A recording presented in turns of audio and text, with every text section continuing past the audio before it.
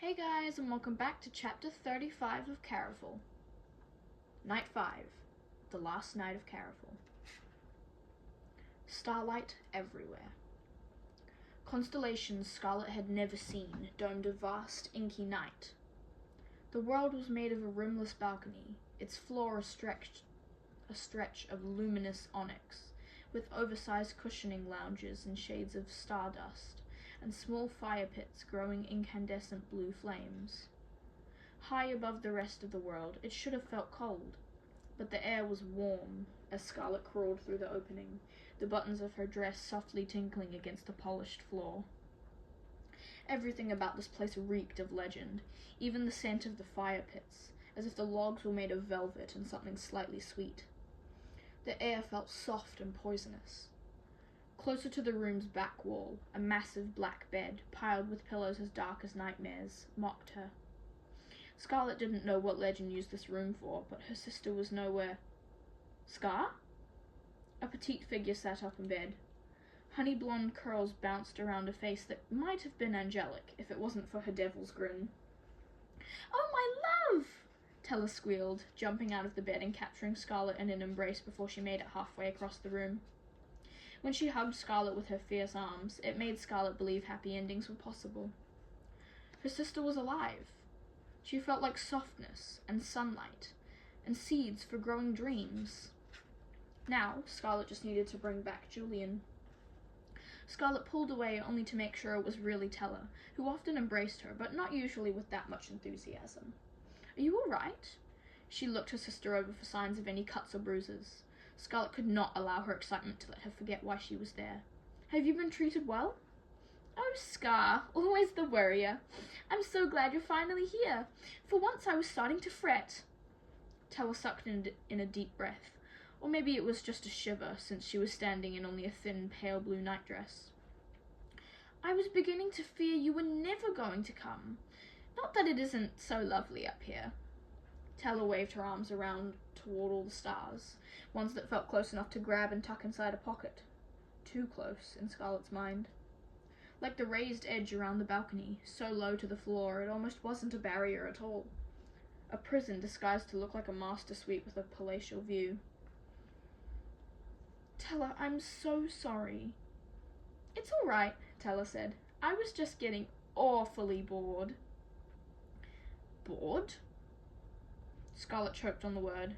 She didn't imagine Caraval would have changed her sister as much as it had changed herself. But bored? "Don't mistake me. There have been perks, and I've been treated well. God's teeth!" Tella's round eyes widened as they dropped to Scarlet's bloody hands and dress. "What happened? There's blood all over you!" "It's not mine." Scarlet's throat felt tight as she looked down at her palms. Just one drop had given her a day of Julian's life. It made her ache to think how many days were splattered all over her body. Days he should have lived. Tella grimaced. "Whose blood is it?" "I'd rather not explain right here." Scarlet stopped, not quite sure what to say. They needed to get out of there, away from Legend, but Scarlet also needed to find him again if she was going to collect her wish and save Julian. "Tella, we need to leave." Scarlet would move her sister to safety, then she'd come back for the wish.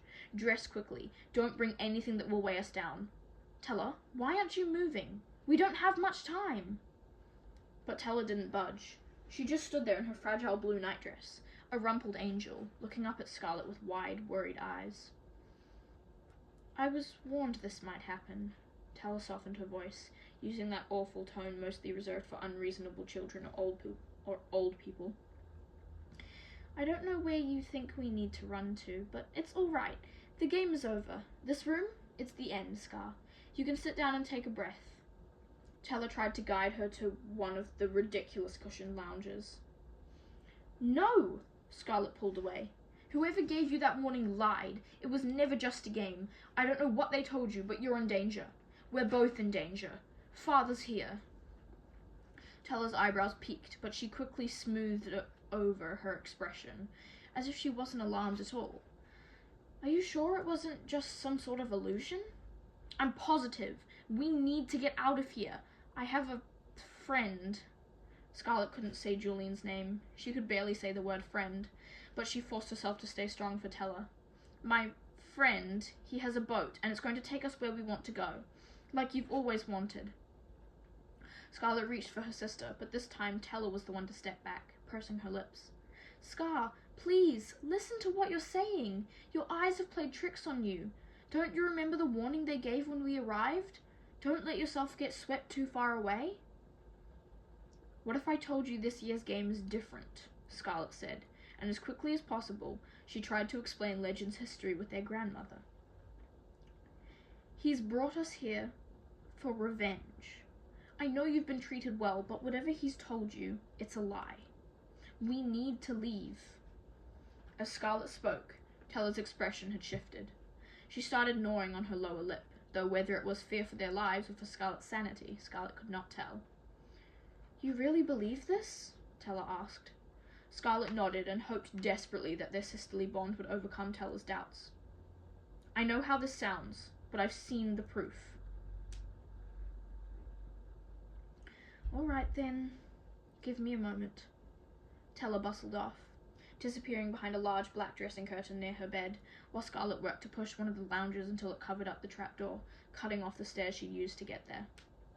As she finished, Teller reappeared, wrapped in a blue silk robe, holding a cloth in one hand and a water basin in the other.